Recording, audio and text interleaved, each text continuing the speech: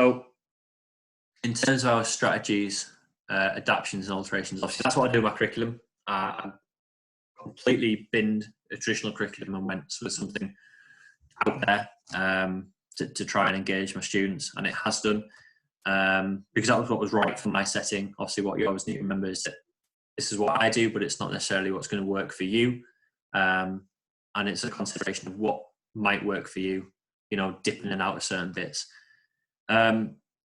So can we all think of a student or students or group of students that we've really struggled with in terms of their needs, and think about what you've tried that hasn't worked? Not what has worked, think about what hasn't worked, or where it went pretty wrong. In terms of, you know, I tried this and it was like, oh my God, why did I do that? Have a think. I'm going to pick on Andrew Hemming. Can you hear us? Can you speak? I haven't seen your wonderful face so far. I can see you muted. Let's try and unmute you. Andrew, are you able to speak, mate? Whoa. There's movement. No. Okay, let's go for someone else. Andrew Edgar, are you up for telling? Are you able to talk about the student you've had? That's all. Adam, yes. Well, I don't really form much of our PE department basically in my school. We are in a ASD school basically with a mix of Down syndrome and PMLD. Like I said, I'm not directly involved with the PE department basically, but where I found out about your CPD was through Fulham Football Club, who I am a coach for the Down syndrome team. But I found things really interesting basically about sort of the way you approach things really.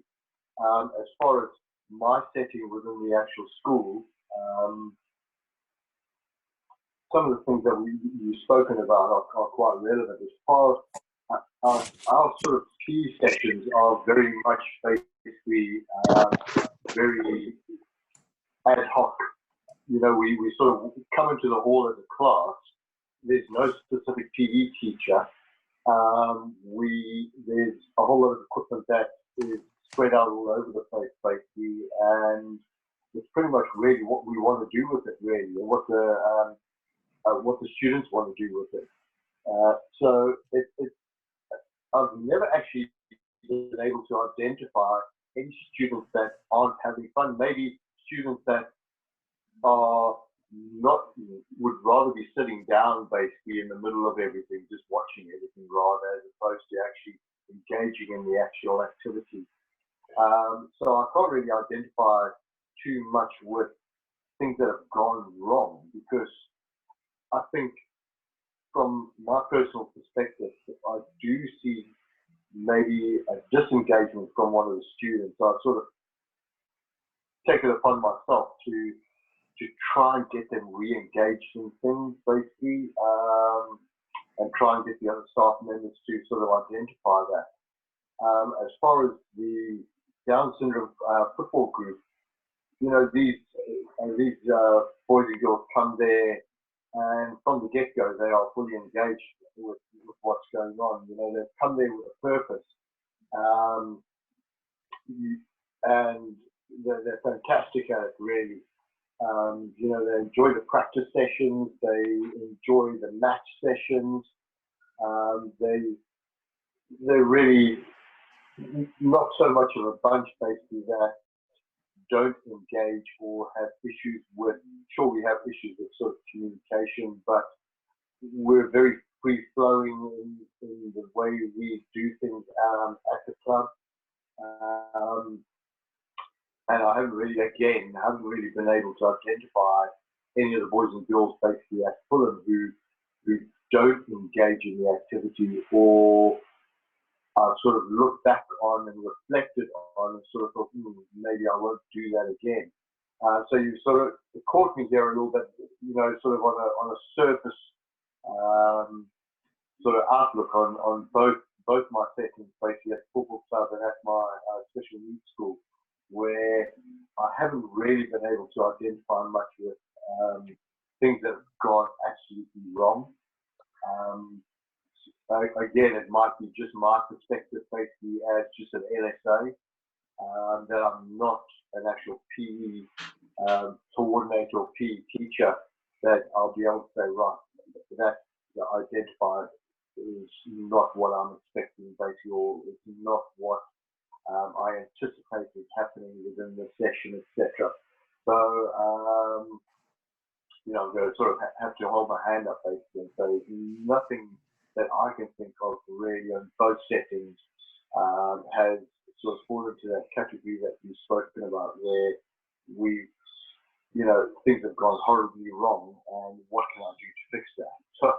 Sorry. No, it's fine. Because I think what you've essentially described is the reasons why it didn't go wrong. So key things I picked up, that it's quite free flow, it's quite engaging for them initially because they want to be there, especially at your football club. So the students are already, or the people that are engaging are already quite keen to be there. And it sounds like it's already set in a way that allows for that free flow of, if you're struggling, you can take time. If you're not struggling, if you want to engage, you can. If you don't want to, that's fine. And so into their needs at that moment in time, and sort of what they want to do. So, if you're doing that, then you're not likely to come across many of those situations anyway. So that's brilliant. Thank you.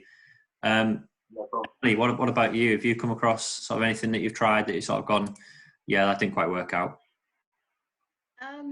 I was working in a school for children with behavioural needs once, and I had a lovely little boy. He also had autism as his primary need.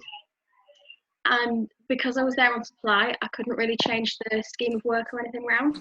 I just got told they're doing rounders. So I thought, instead of throwing them into a game, I don't know where they're up to, I'll get some bats out, I'll get them practicing hitting the ball. I got some tennis rackets, got some rounders bats so they could use what they wanted. And then this one little boy just walked straight into someone else's bat. And then he's hit me.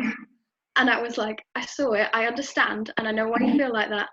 And the other boy, bless his heart, came up to me to try and explain what had happened, demonstrated, and hit the child again. And I was literally standing there like, this is my first day in this school. God. They've never met me. And this child's just been hit twice, and he thinks he's being attacked. That's brilliant. Oh, wow. So, you shouldn't laugh, but you got to. Yeah, so I had a fun conversation with Mum that night as well, where I was like, I'm so sorry. He's fine, I've checked him over, it wasn't intentional. The second time he was demonstrating what he did. Yeah, and he was just trying to explain. He was like, so I just moved my arm back like this, and the child was standing there. I had a student who punched another one in the face. I said, you can't punch people in the face. And he said, I didn't do it hard though. I said, that's kind of not the point. But it is that, isn't it? Sometimes your words, they take it in a very literal sense. It's like, oh God, I didn't mean it like that at all.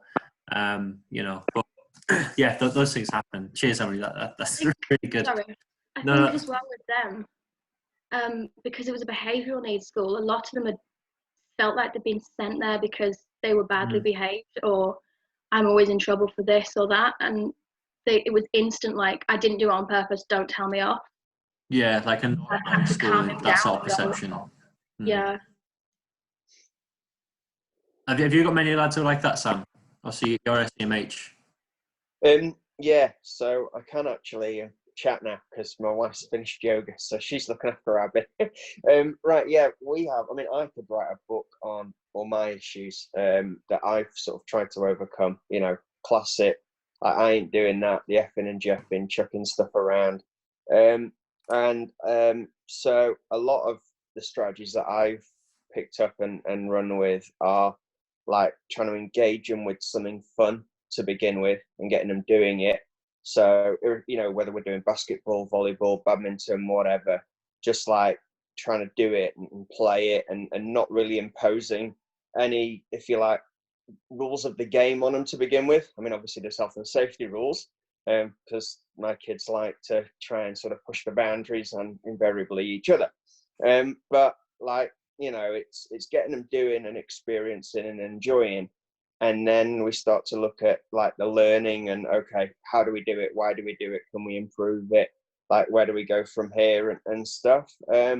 Because although we take kids that have been excluded from mainstream, like, I mean, it could be like PE was their only enjoyable lesson at mainstream, or it could be actually PE was the thing they dreaded.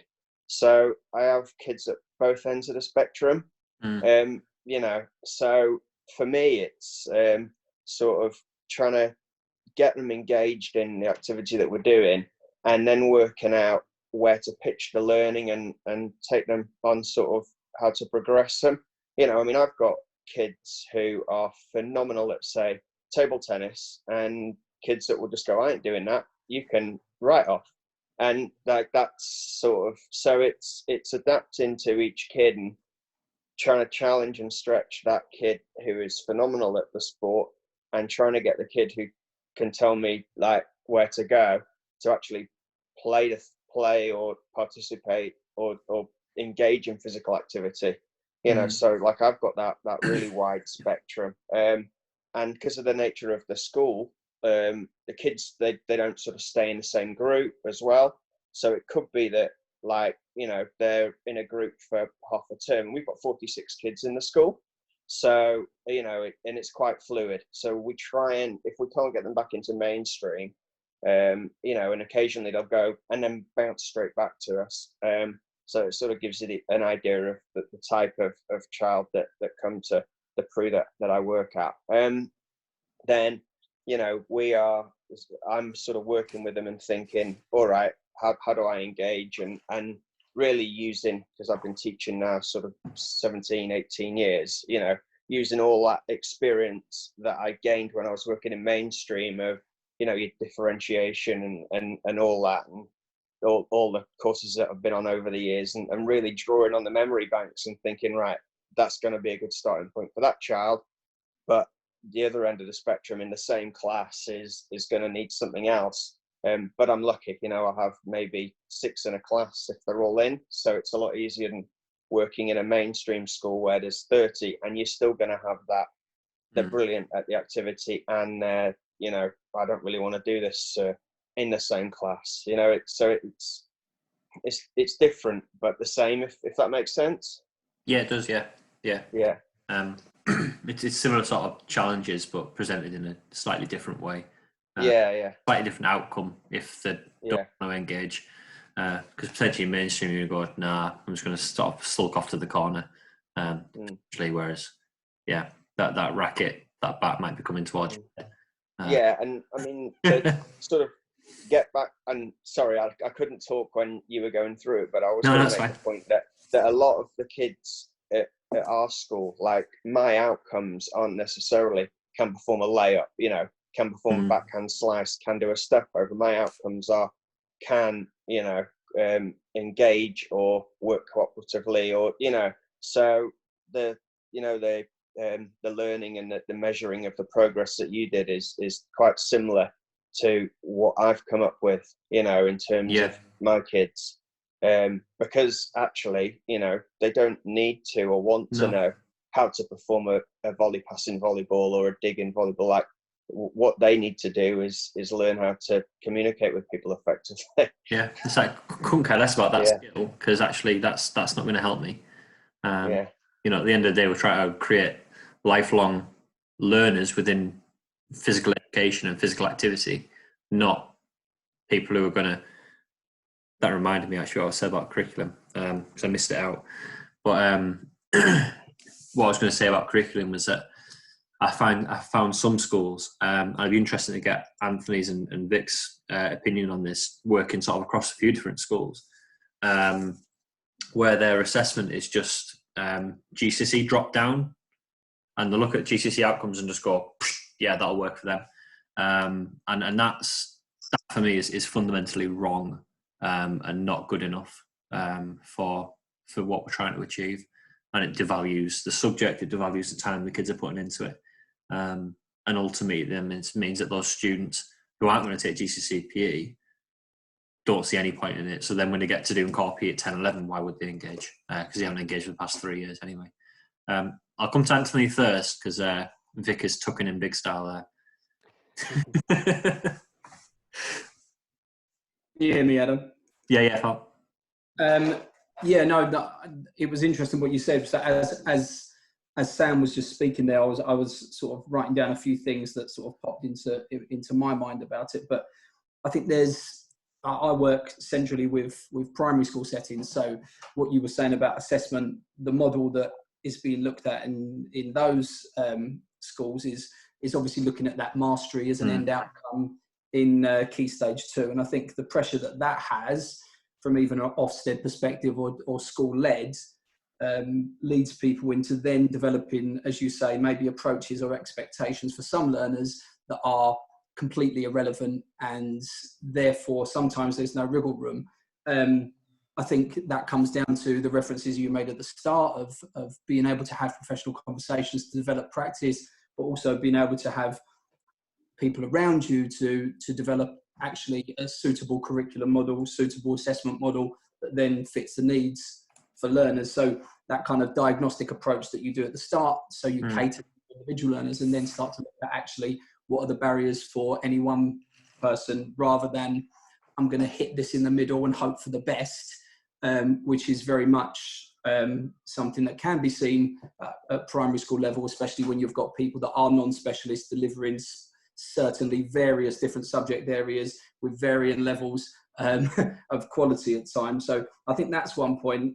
But I think certainly from my perspective of what I always look towards is try to make sure that the learning is fun, that it is enjoyable, although that's a given, that's a complete, it seems very, very obvious, but actually it's sometimes forgotten in amongst paperwork when people are looking through a lesson plan or a series of lessons to develop learning. I think actually it needs to be fun, it needs to be enjoyable, and you need to be able to adapt that process. So having themes, having interests that are central to it, and that's kind of the point I made about early years. I think often what an early years curriculum model looks like and when it works well, if we can replicate that going forward, I would always advise staff to look at good quality early years practitioners and develop actually their practice from seeing that, because if it is so child-centered and it is so focused on individual needs, that we tend to forget that going through the key stages, and we start to get lost on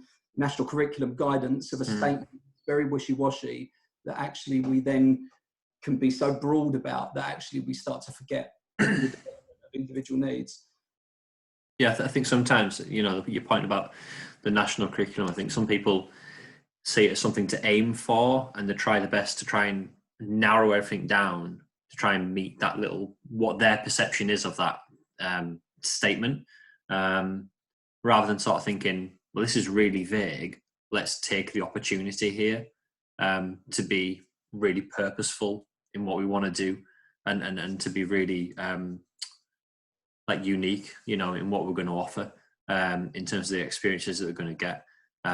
And you can learn so many more skills doing it that way. And as you said, the enjoyment is one of the main things, really. If the kids aren't enjoying it, then they're not going to engage, and they're never going to get on with what they're doing in a positive manner. I know that I don't know if Sophie, is your mum still there, or is she gone? So one of the people who are in, they teach my daughter gymnastics, and she goes to the Rise and Fives classes, and a lot of their preschool and Rise and Fives classes are based around themes, as you said. So they have like an At the Seaside theme, or they have at the fairground theme, and it really gets the kids to buy in, because it's like a story throughout the whole thing. And it's really good to watch, because Stories. inclusive. It's all about your stories. Are we unmuted? Yeah. Oh, sorry, I was having an issue with Chloe and a family who are. No, it's fine. Could you just explain about sort of your preschool sessions and your Rise and Fives where you do about like your stories and stuff and your themes? They obviously know that I'm a gymnastic coach. Yeah. So the way that we do it is all through fundamentals. So it's all about having fun. So the children based on these stories in Rise and Fives are aged 3 to 5. And we start by incorporating hand apparatus. So it could be a teddy, it could be hula hoops, and we do like the basic stretching through that. When it comes to the story, we interact that story, putting the gymnastic moves in, and the kids just seem to just flow with it all. They kind of tell a story with you as well, we shout it back. Yeah. So if we're doing like the story bear hunt kind of thing, they'll give more than I put into it. I forgot what I was going to say. Your button Yeah, about putting the moves in. Yeah, we put the gymnastic moves in. Those kids don't know what they're doing. They don't know that they're doing the hurdle step. They don't know that they're getting the curly rocks for the backward rolls and the forward rolls and stuff, but they're doing it through fun. And if they're learning through fun, like you've been saying with the older children, that's how they learn. Yeah, and I think that's, the fundamental buy-in really for those kids. And that's why they come back time and time again and choose to spend, an hour on the weekend going to gymnastics because actually they find it fun. It's a choice. And we should be making our lessons of the same sort of ilk, really, fun. And then the kids want to come and it's not going to be a chore. But seeing the children that I've taught, because I've been doing it, 12, 13 years. So seeing the children that I've taught now competing in clubs, from getting that fun to then making it like become the hobby and then competing. It's just amazing. It proves it does work. A lot of gymnastic coaches won't do the fundamentals because they don't see the point in it. But for me, they've got that fun, the learning, and kind of the seriousness can come a bit later. Yeah, definitely. Thank you, Terry. That's all right. And Vic, sort of from your perspective then, traveling around schools as well, what's your ideas on sort of the assessments that you're seeing out there? Is it really appropriate? What are we seeing? We're seeing a real mixture. So secondary level, I think, is probably where we're seeing the biggest problem, as you said, from Key Stage 4, bringing it down to Key Stage 3. However, we have got a lot of schools turning and they're actually assessing through attitudes to learning, which you said you did earlier. And we're finding that's far more inclusive and every child is then feeling some kind of success because it's based on how they're progressing as an individual rather than a number in an assessment grid. We're also looking, we recently did, and I talk a lot with the Association for PE and Andy Frapwell, who leads on assessment, and his chat earlier last week, we very much want to kind of introduce a holistic approach to assessment a lot more. So looking at the hands, heart and head model more. So we are really focusing on all aspects of the whole child development within PE, rather than being so sport and task and skill driven. So I think mindsets are changing. I'm not sure how quickly that's going to happen. But yeah, at the moment, some assessments in some schools is not there to cater for the needs of all pupils, and it is putting them off then participating, like having lifelong participation, doing core PE in year 10 and 11. Other schools are getting there, but I don't think it's solved yet. I don't think the problem's solved, and I'm not sure if anyone really knows how to kind of solve it yet. I don't know if you know what I mean. Yeah. It's really interesting because the obviously assessment about levels has been around for 4 or 5 years now, really. And I remember getting the Association of PE Teachers book that says, assessment about levels, here's what you do. And in that book, 4 or 5 years ago, was heart, head, hands. And that was, I looked at that and I thought, oh, brilliant, that's where we're going to go then. So I'm going to develop something around that. And then it never went anywhere.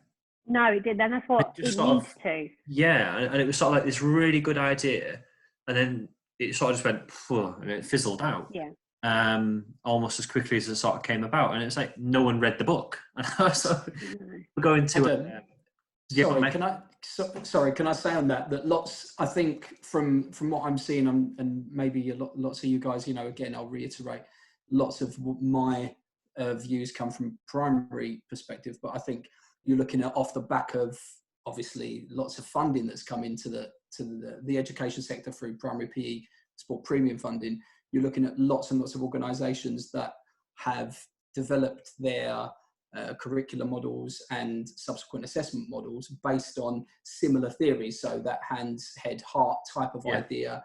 You've got organisations like Create Development, Get Set for PE, who have really embraced that and are doing that very, very well. You've got others that are cash cows off the back of this. You know, that we do actually have the opportunity to, you know, to choose, of course, as practitioners, you have the opportunity to make choices of what works best for your school, but there's lots out there now that actually gives people, even as and again, I'll reiterate back from a primary perspective, when you've got people that haven't been through PE specific training, for example, that actually you've got people there that can look at this and say, actually, this is relatable to me as a practitioner, because of most teachers, forget physical education for a moment, most teachers will value the head, the heart, aspects of it, and we'll play on that. And I would always say, to the least, when I do CPD work and sort of team teaching work, I would always say, actually play to what you are most confident in delivering,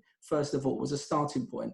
And actually, a lot of the time that is, I'm going to teach fair play. We're going to work on respect. We're going to work on how we share. We're going to work on some of those really core skills that you've touched upon. And I think that needs to be brought back down to, okay, what's the ethos of your school? How does this fit back into your school development plan? Because there are still this picture from a whole school perspective, and a lack of understanding where physical education fits into that and the role that it does play in that, which from my perspective is vast. But I don't know what other people see upon that from their roles. Sorry to jump in. It's interesting. No, that's fine. That's all right. It's interesting to see what like Sam's put, and I completely agree what Sam's put in the chat, in that unless you're PE trained or an Ofsted inspector, they don't get it. And they don't appreciate the whole school impacts PE, sport and physical activity has. And they don't realise the bigger picture of assessment in developing, you know, child. It's about the softer skills that PE and sport can give them. It's not just about, can that kid kick a football with the correct technique anymore. And it is that training at that higher level and making sure each individual school has the correct assessment in place for their schools, which is essential. I'm also seeing as well, loads of people are producing these like learning journeys with lists of sports coming out of everywhere. But actually, are these lists of sports meeting the national curriculum outcomes? Are they giving pupils an enriched curriculum? I think it's, you know, these learning journeys are great, but are they actually geared towards what we want them to be, which is, you know, developing a child as a whole and ensuring we have an enriched broad curriculum? Yeah, I completely agree. And I think, you know, touching back to what, you know, Sam has said in there, I'm really fortunate that both my head and my deputy head are both PE teachers. And so I get a lot of support and backing from them in terms of what I want to do, because they understand the benefit and they sort of go, oh yeah, actually, you know, we know where you're coming from with this, because we can appreciate what you're trying to do. And, you know, primary, yeah, I think primary is a lot more ahead of the game in terms of embracing hands, head, heart, that type of learning. Because, as you said, you know, they're not specialists, or most of the time they're not specialists, they don't necessarily know what they're doing. So they buy in these packages that then puts it on them and goes, oh, this is what you can do. And it looks really good, and they don't have to sort of do much in terms of the thought process behind developing it themselves. Whereas in secondary, you've got a lot of PE teachers who are very fixed within the ways of doing it, as Joe mentioned very early on. very fixed within their understanding of what PE should be, and not necessarily going, right, well, we've moved on a lot from this now, and we need to be embracing, the whole development of the child. When we've got massive issues with mental health and well-being with children, and not being able to cope with stress and the anxieties of learning, and PE in some schools is becoming more and more toxic, as we aim to be the best. I know that there's some particular schools in terms of, when they play fixtures between them, and they'll boast that their team won 13-0 against another, and it's like, what are you doing? Like, what are you actually doing? Because that is not right. If it gets to 5, switch the teams up, because clearly this is not working. And that's one of the things that we do with our lessons. If one team's absolutely battering the other, when we do the competitive things, we say, right, the team that are losing, make a rule up. Change the rules to even it up. You still have to be able to play the game functionally. So still have to be able to score. So you can't say, oh, you can't score a goal. You still have to be able to function within the game, but it might be, well, you have to make 10 passes now before you can shoot. And then if they're still losing, all right, mix it up again. And you often find that the students then come up with the solutions for the problems that they've created in many respects. It's really interesting learning process, getting them to come up with the solutions and trying to even up the teams. Brilliant. So let's look at the last sort of things then, really, about strategies. Now, we could have a list, 50 odd pages of different strategies you can use with students with SEN. But I think the key one is the first one I put up there. Read the EHCP. Whatever you do, read the EHCP. Don't just think that you know what you're doing and that you don't need to read it because you've come across it before. Read the EHCP, because that'll give you a lot of understanding about where the kids are at, what they've experienced previously, any particular triggers that are going to set them going, and potentially, save a lot of heartache down the line. So that is, number one for me. Look at the EHCP if they've got one. That is, if they've got one. If they don't have the EHCP, they should have a student support plan if they're under SEN support anyway, so you can still read that anyway. Obviously, subtle changes to your behaviour policy and the application of it. So going back to what we spoke about earlier about behavioural expectations, can you change your routines ever so slightly to accommodate those students who are struggling with your set behaviour policy? Is it the end of the world if they get changed 5 minutes before the end of the lesson, or is it, you can be creative with that. I've been bitten with this one quite a bit. Consider your tone, your volume, and your facial expressions. I once got told that I looked really angry. I thought I was trying to pull a happy face, and apparently it wasn't. Apparently it was a really angry face, which then infuriated the child even more. Whilst he had a hockey stick, and I was like, "Oh, this is not good." So it was a change of face required, because clearly my face wasn't fitting the right picture at that moment in time. And that's a really tricky one. But what we sometimes perceive as a sarcastic tone that students be able to get, others just really don't get it, and it just goes right over their heads, and all of a sudden you've asked them to to explain what happened, and they've hit a child with a rounders bat again. As Emily was saying. I put consider time warnings. Originally I put give time warnings, but actually some students really hate them and really don't want them. Others do. So again, that's something that'll come out reading paperwork and actually understanding the child and building up that relationship and understanding. So some require 5-10 minute warnings about when the activity is going to end, when the lesson's going to end. Others just want it to end abruptly because they don't want it to ruin the next 5 minutes because they're constantly worrying, is it going to be the end? Is it going to be the end? Humour in the right way. I remember when I did my SEN training with my school direct industrial teacher training, oh, don't do humour with kids who got SEN. It just doesn't work. Just don't understand it. I was like, you're having a laugh. That's one of my main go-tos, is using humour. And I I remember, when we're talking about using situational opportunities to achieve learning, I was getting some stones thrown at me, and we decided to take the opportunity to see actually how far we could throw stones instead.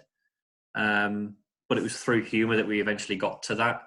And it's sort of just taking that quite challenging situation and going, right, well, you're throwing a stone at me. How far am I away from you?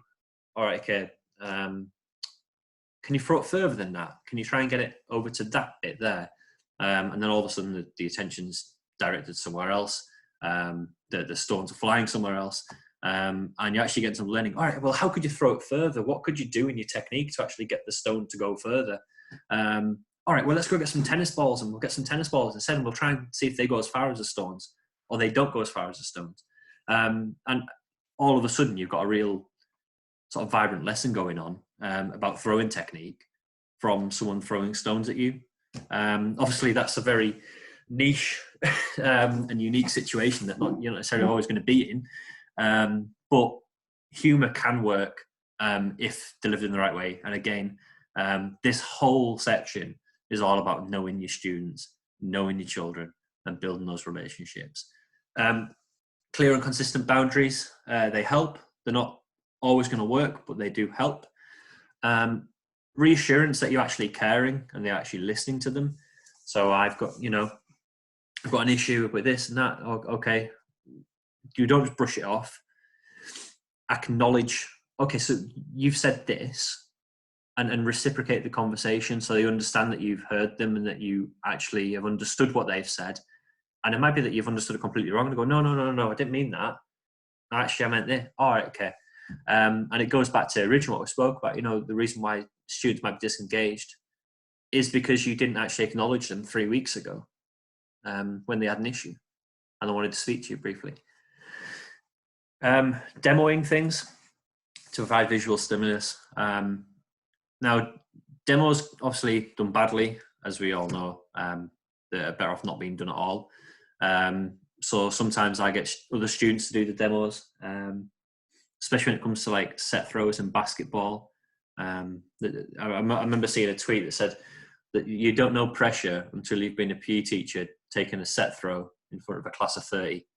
And it's like, you don't. It's like, oh, I've got to make this. I've got to make this shot. If I don't make this shot, I'm just going to get absolutely blasted. So yeah, that's pressure. But demoing effectively is really key. When we demo, neurologically, mirror neurons are firing around in our brains, and the students are already mapping out that process and mapping out the action that you're going to complete and they're going to then complete. So it allows them to prime themselves and the muscles to get in the right ways.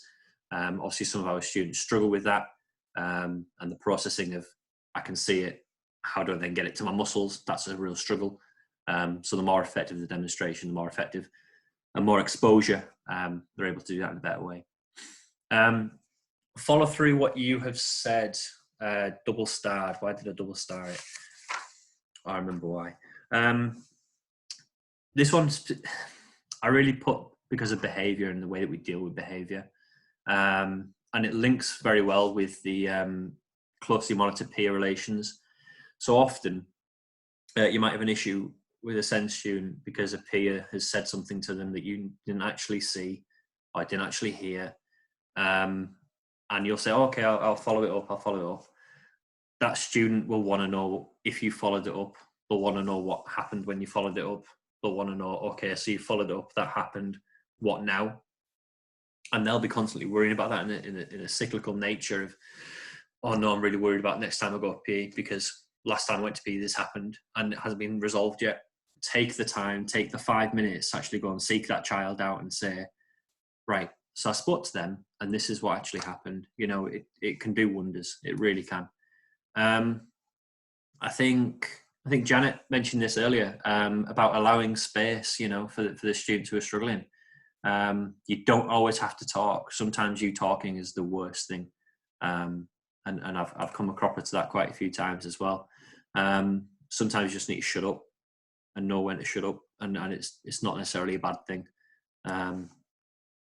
Short, clear directions and direct instructions that don't have ambiguous language, like Emily was talking about earlier, that we can break down tasks down into chunks and scaffold effectively. Any change to plans, obviously sometimes they're unavoidable, but we're trying to let them know as soon as possible that we've got changes to plans. Trying to avoid getting too many choices and decisions, and get down to their level when you start trying to explain things to them. Don't, because it can be sometimes quite daunting, you know, big adult speaking over to a small child, depending on age. Some of your 11s are taller than me now, which is quite sad, but yeah, making sure that we're getting on down to their level in a non-threatening manner then. And obviously we started with a really important one, read the HCP. I'm going to end with an equally important one of saying sorry if you get things wrong, or admitting when you were wrong, because we always do. You know, as I've said throughout that, there's plenty of times where I've used humour in the wrong way, or not given correct and clear instructions, and you need to be considerate enough to actually apologise. You know, I'm really sorry. I actually really did get that wrong. That was my fault. I had this with a gymnastics lesson, probably about 2 years ago now. Yeah, 2 years ago. And we were doing some vaulting, and we were getting the students to do some vaulting. And I said, right, you're gonna do a routine. So you had to do one movement on the mats, vault over, and then finish with the balance. That was it. 3 things, really simple. Give short, clear instructions. I felt made it really simple, made it really obvious.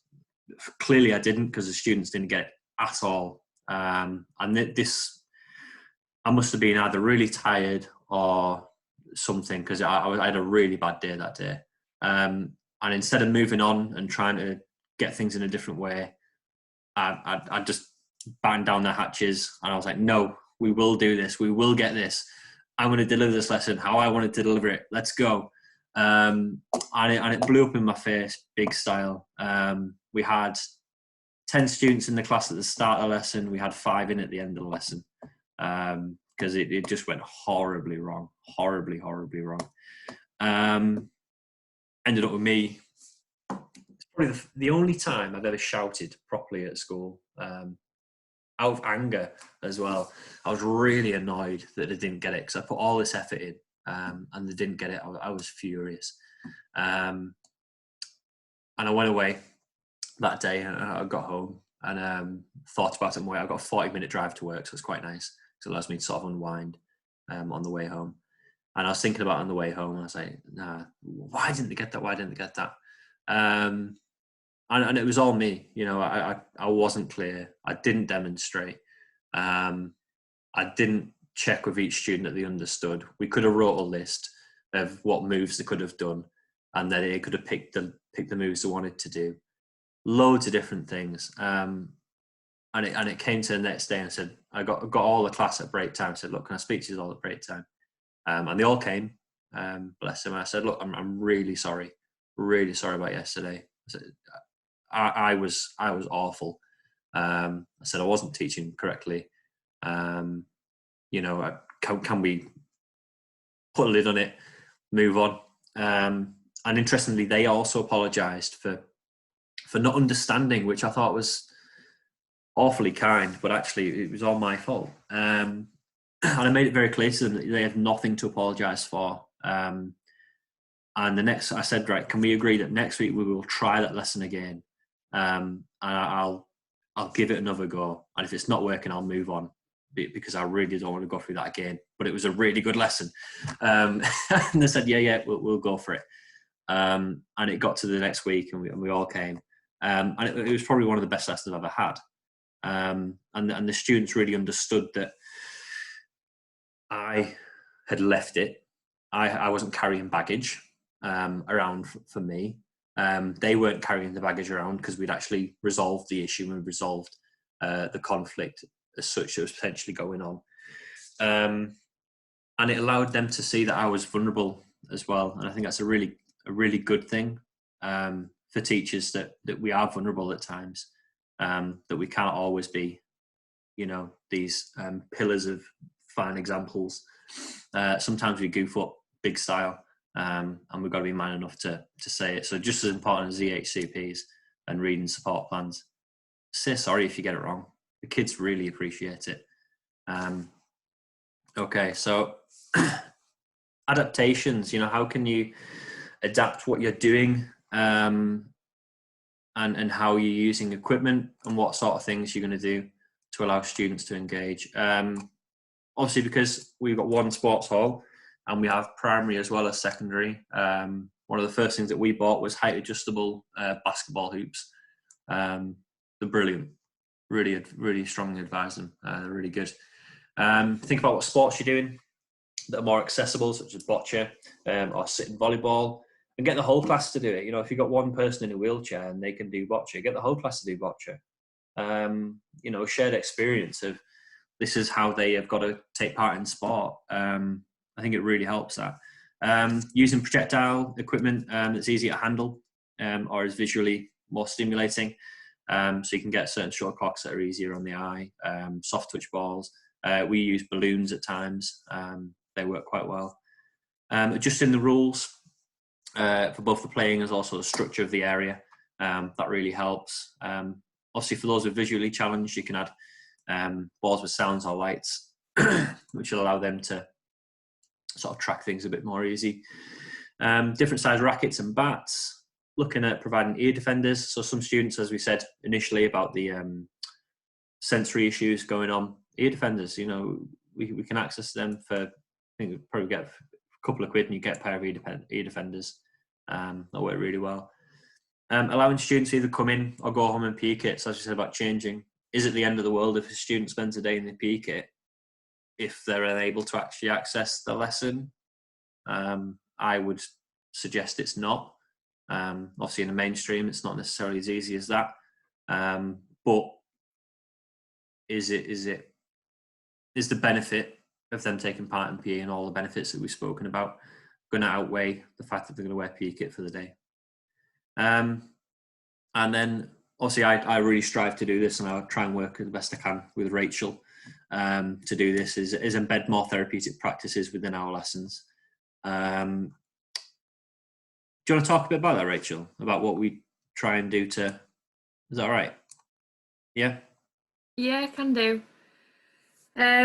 So I suppose I arrived at the school I started in September, but I've previously worked in a number of different schools before that.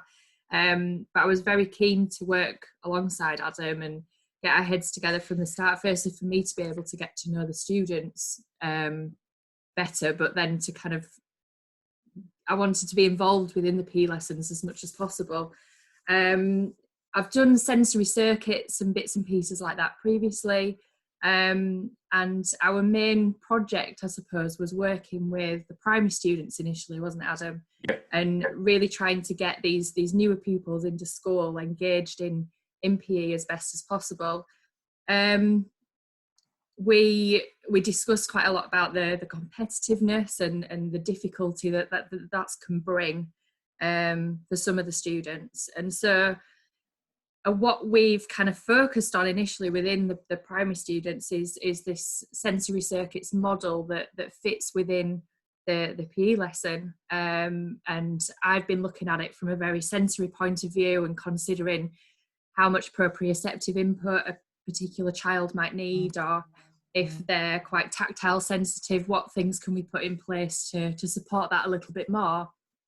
But also, I suppose from Adam's point of view, it's looking at those foundation skills that the students have and that they arrive at school with, while taking away that competitive edge to what's going on. And it's a work in progress. I think definitely me and Adam are still very much getting to know each other and understand where our skills lie within our different specialisms, but they definitely work and support each other very well, I'd say. And it's it's nice to have somebody to bounce your ideas off. And hopefully you'll agree, Adam, that as working together and looking at things with slightly different hats on can really support how that lesson structure is presented to the students in the best possible way. Yeah, and a big part of what we were struggling with was students return back to lessons and how they were in lessons subsequently after doing PE. And that was sort of the main driver, really, of getting the students to return back to lessons in sort of more of a state. That you're able to then work with them successfully. So, you know, even things like that in terms of PE is a massive exciter for a lot of students. It brings them massively high up. And then all of a sudden it's like, right, go to your next lesson. Because you have to learn again now and sit behind a desk. And that's sometimes really tricky for some students to be able to do and sort of switch that quickly, really. Yeah, so we looked a little bit at the types of input that the students were getting within those PE lessons and what was classed as too much for particular individuals and what did certain students need more of. To feel calm and relaxed and regulated and organised, to then be able to do that transition back to a maths lesson or an English lesson, for example. And it's still a work in progress, but we're getting there with things. And I think a lot of it is in educating the other staff members in how important PE is within that curriculum, as people have said earlier, but also the additional benefits that PE can bring from that regulation point of view, and to help those students sort of switch on the brains a little bit more to then be more focused and be able to participate more successfully in a math lesson, for example, afterwards. So yeah, there's a lot to be said for PE, definitely. Brilliant. Cheers, Rachel. No worries. And then obviously the last sort of section of this bit is looking at alternatives, and if the student is unable to actually access a PE lesson as we would see it with their peers, what can you do to support them within the school day? Are they able to come out of another lesson and actually gain the benefits of going into the fitness suite to help them self-regulate, or a daily workout schedule when they come into school, especially if they've got one-to-one or support staff with them, where they're then able to crack on and sort of get themselves in the right frame of mind to be able to work in that day. Creating reward systems, specifically on PE attendance and engagement, can work quite well. The only thing I would say with that is just be careful they don't become addicted to it, because then it becomes a big carrot that they always want the carrot rather than the actual, the PE itself. And then it can be quite difficult to wean them back off that. Separate sporting pathways based on ability and interests. So looking at, if you've got the capacity, how can you separate out your teaching team to be able to deliver two different activities, one going here, one going that way. The students can then pick and sort of choose, really, the pathway that they feel is best for them. And then obviously finally, development of PE curriculum grounded in an occupational therapeutic focus, which is essentially what me and Rachel have been doing for our primary curriculum at the minute, because I'm not able to access PE as I would necessarily see it. So it's trying to still deliver some PE curriculum, but in a way that allows the students to actually be grounded within occupational therapy. And you'll often find that a lot of the skills and the activities you do within sort of the OT centered things actually tie into PE massively, and they are fundamental skills that all students will be really really beneficial for them to develop anyway. So last little bit then, really, food for thought. So take some time to read the student CHCPs or support plans, and potentially make some relevant notes in your teacher planner. You often find that, teachers especially PE teachers, love a good planner to be able to tick off the students, because they've very rarely got access to actually go to a computer, because they're always down in a sweaty staff changing room. So they'll tick off the students as they're coming into lessons, have the notes on which students are coming to that lesson and which ones need a bit more support. it's a really simple thing, but it'll help just sort of tick off a list, really. And you can, even if you're covering, Emily was saying she's covered previously, for certain students, if she had a spreadsheet, not a spreadsheet, but like a little note to say, don't do this, because this ain't going to go too well, that might have avoided the situation she was in. Carefully differentiate and scaffold tasks, as we would do anyway, as teachers. It's really important to do that. But that allows students obviously to access the learning more effectively. A really big one, build trust and understanding with the students, so you can meet their needs effectively and efficiently as well. At the end of the day, these students are expecting us to do a lot of legwork. They very rarely meet us halfway. It's probably more 80% of the way that we've got to travel to eventually get them on board. We sometimes describe it as sort of radio dials and radio frequencies. So sometimes the students will be on, 107. And so you've got to dial your radio frequency to the same as theirs. Other times they'll be down at 75 and you've got to dial it all the way back down. And it's trying to differentiate when the students are at those certain points, sort of match up and marry up with them, really. And if you can, Twitter is a wonderful place to network, as we all know, and use it to link up with occupational therapists, with SEN specialists, as you guys have done, to try and look at, getting more adaptations in your teaching, get them to look at curriculum, how they can, talk through, I've got this student, what would you do? People are more than willing to share their experiences and their ideas, especially with within the PE community. I see a lot of people sharing through, Share, Learn, Teach, Meet PE, PE for Learning. They're two really good platforms where there's a lot of information put on there. The one thing I would like to see on there is sort of like a drop down of special needs resources. These are really good for special needs kids. I always find that really quite in short supply, shall I say. There's lots of good things for neurotypical kids, not much for the neurodiverse on these sort of platforms. And CPD, you guys have accessed this and sort of joined in with this, which is fantastic, but there's not much out there in terms of SEN CPD. So the best CPD you can do is reading books, looking on webinars, looking on networking, this sort of thing, because people are, very keen to get the high achievers and the people who are borderline on the right path, but sometimes SEN's forgotten, which is really sad. But so I think that is pretty much it. Yeah, so there's a list of resources and things. And that's pretty much it. Any SEN PE specific books? I've got a list that I'll email out of some books that I'd recommend. Some of them will be ones that Rachel shared with me. It's about PE through play and things like that. Others are more about, actually just delivering experiences with SEN PE. So yeah, I've got a list that I'll send out an email. Are there any sort of closing? Anyone any burning questions that people want to sort of put out there as a close? Now's your opportunity. So just unmute yourself and go for it.